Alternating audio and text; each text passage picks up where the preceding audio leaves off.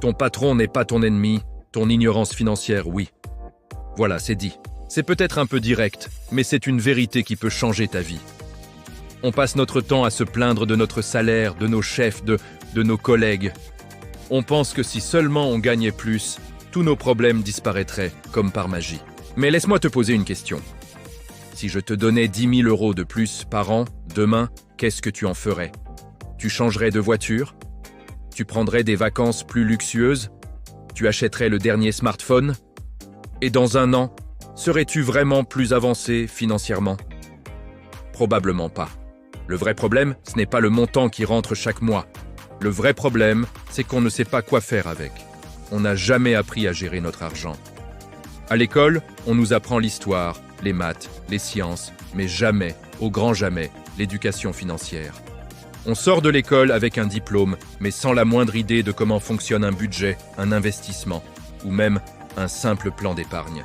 On est comme des capitaines de navires sans boussole, naviguant à vue dans l'océan de nos finances. Pas étonnant qu'on se sente perdu et qu'on accuse tout le monde autour de nous, à commencer par notre patron. Penser que ton patron est la source de tes problèmes financiers, c'est lui donner un pouvoir qu'il n'a pas. Ça te met en position de victime. Tu attends passivement une augmentation, une promotion, comme si c'était la seule solution possible. Mais la vraie solution, elle est entre tes mains. C'est de reprendre le contrôle. Et ça commence par l'éducation. L'ignorance financière, c'est comme une taxe invisible que tu paies tous les jours.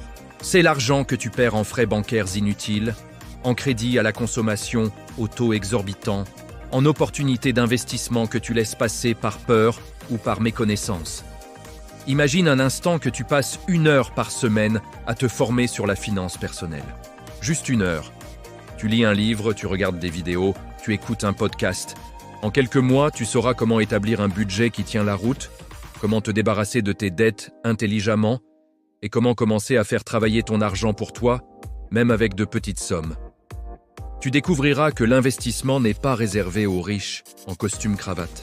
Tu comprendras la puissance des intérêts composés, ce qu'Einstein appelait la 8e merveille du monde. Alors, comment on commence concrètement? D'abord, fais le point. Prends un carnet ou une application et note toutes tes dépenses pendant 1 mois. Sans jugement, juste pour savoir où va ton argent. Tu risques d'avoir des surprises. Ensuite, fixe-toi des objectifs clairs. Pas juste être riche. Plutôt, épargner 100 € par mois pour un fonds d'urgence. Ou rembourser ma carte de crédit en 6 mois.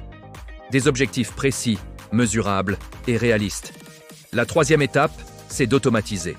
Dès que ton salaire arrive, mets en place un virement automatique vers un compte épargne. Comme ça, tu épargnes avant de dépenser. C'est la règle d'or. Paie-toi en premier. Arrêtons de blâmer les autres pour notre situation. Ton patron te paie pour un travail, c'est un échange de valeurs. Ce que tu fais de cet argent une fois qu'il est sur ton compte, ça ne regarde que toi. C'est ta responsabilité. Et c'est aussi ta plus grande opportunité. En devenant maître de tes finances, tu ne gagnes pas seulement de l'argent. Tu gagnes en sérénité, en liberté, en confiance en toi. Tu arrêtes de subir et tu commences à construire la vie que tu veux vraiment. Le meilleur investissement que tu puisses faire, ce n'est pas dans la bourse ou l'immobilier. C'est en toi-même, dans tes connaissances. Alors, la prochaine fois que tu es tenté de te plaindre de ton salaire, prends plutôt un livre sur la finance personnelle. Ton futur toi te remerciera. Merci d'avoir regardé cette vidéo. Si ce message t'a parlé, n'hésite pas à laisser un pouce bleu et à t'abonner pour ne rien manquer. À très bientôt.